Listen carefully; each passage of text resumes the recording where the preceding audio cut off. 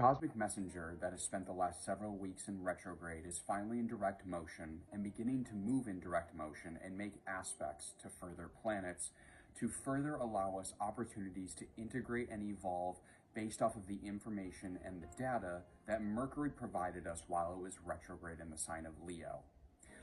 On August 14th and the 17th, we're actually going to get two of the same aspects. Mercury in the sign of Leo will be sextiling Mars in the sign of Libra. Now, it's pretty interesting because a couple days before this aspect perfects, it's already been touching base within the 3-degree orb. So we can kind of look at this entire week as an opportunity to begin integrating and seeing why we were provided the information we were during the retrogradation period. Now, before we dive into it further, I'm Michael the Hierophant. I'm a practicing mystic and magi, and I invite you to join me every single Wednesday for consciousness, conjunctions, and conversations. We hold it at 6:30 Pacific, 8:30 Central, 9:30 Eastern every single Wednesday. It's free, and you can sign up at the link in my bio. We go through last week's transits, we talk about stories, we share anecdotally how these energies showed up for us in our lives, how they may have manifested differently according from one person to the other.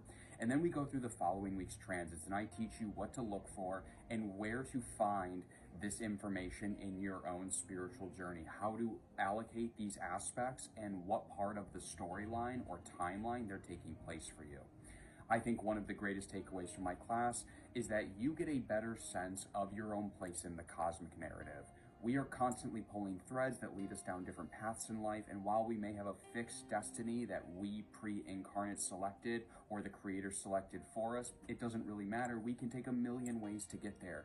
And as we venture through this dark forest that we call life and we look to the stars above, what better thing to use as a compass than those said stars? Please join me in my class every Wednesday at 6:30 Pacific. You can sign up at the link in my bio.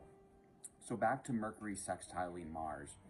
This is one of the first major aspects that Mercury will be making following the retrogradation period and moving into direct motion.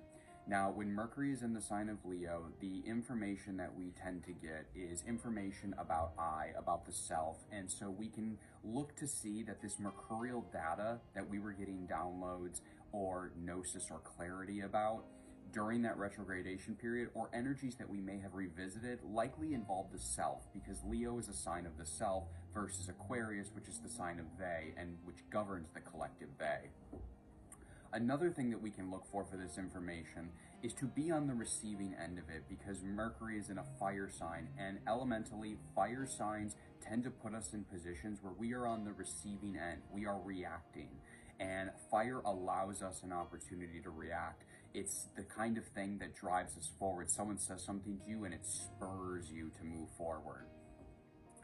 So Mars is in Libra, and when Mars is in Libra, we get very much the aggressive statesman. And the aggressive statesman is the metaphor that I use for Mars in Libra because it's like a diplomat walks into a room and says, hey, we could burn down your entire city. Let's not do that. Whereas Mars might be more inclined in other signs to behave in such a vicious and conquest-based manner. So for example, if Mars were in Aries, I would expect that energy to come through and Mars not to be much more of a diplomat, but to be much more of a warrior. So essentially, this is a continuation of the Martian storyline that we've already been experiencing for a while now. I don't know if you remember, but July 24th, just prior to the new moon in Leo, we had a very tense Mars squaring Venus, and that gave us a preview into our own balance and disharmony within that balance. So if you're in really good balance of your receiving energies and your action energies, Venus being receiving, Mars being the action energy, you might not have felt this tension come up very much. However, you probably did. And it probably manifested in such a way where you either felt that you weren't receiving enough, and then because of that, you realized you needed to take action in something. And so they're inversely related with each other. You might have felt that you needed to take more action to be on the receiving end of something. And so we're continuing that Martian storyline, but now that Mars is in Libra, the way Mars is going about things is, again, much more diplomatic and much more from a shadow aspect, keen to people please. And so we don't want to fall into that people pleasing behavior. We want to continue to strive forward and try and make as many people happy, including ourselves and the outcome that we're striving for while Mars is in Libra. So this is a Mercury sextiling Mars. Let's talk about a sextile. A sextile is of the nature of Venus, and I actually like to look at aspects personally, and I'm sure that there's a lot of astrologers who would actually disagree with me about this rationale, but I like to look at aspects as being ruled by the planet that they're associated with. So some people would say a sextile is of the nature of Venus, which means it behaves like Venus. I like to find and I like to see the narrative storylines that form when you look at these aspects actually being ruled by said planet. So if a sextile is ruled by Venus, I'm going to refresh you that we just had a Venus-Jupiter conjunction in the sign of Cancer. Now, how I'm going to tie this in is Venus-Jupiter conjunctions in the sign of Cancer is a timeline convergence of our expansion into regality and sovereignty on our spiritual path, which is Jupiter, and the growth of our pleasure body, our sexual and sensitive body, the way that we achieve and also receive our desires in this life. And again, I use achieving and receiving kind of interchangeably here, because if you are in your good Venetian element, if you have worked through the shadow sides of your Venus, you are going to be much more likely to be able to receive, therefore achieve your desires.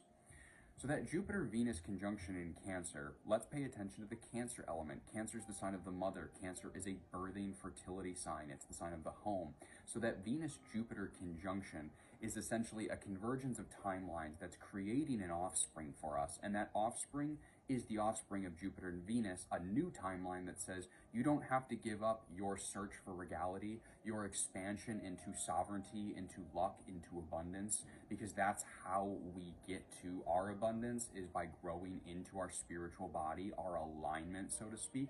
You don't have to give up your expansion just because you have these desires and that you want to be on the receiving end. The Venus-Jupiter conjunction tied it together and said there's a timeline that exists where you can chase your desires, be on the receiving end, but also step into your sovereignty. So if we look at this Mercury sextiling Mars, and we go back in time and look where the disharmony happened between Mars and Venus, we actually get a storyline that's playing out that's more akin to Mercury has provided us a significant and substantial amount of downloads about the self, about how maybe we need to show up and where we need to show up more authentically, because Leo is, again, the sign of the inner child, regardless of where it falls in your chart. So where have you not been showing up authentically as your inner child, and where was that information coming up for you during the retrograde? Now we're beginning to integrate it. Now we're getting this essentially astrological flourish, because during the Venus-Jupiter conjunction at exact, we were getting a touch of the Mercury sextiling Mars, which means that there was a click in our heads somewhere in the back, it might not have been super present, where we're starting to understand, oh, this is why this came up during the retrograde.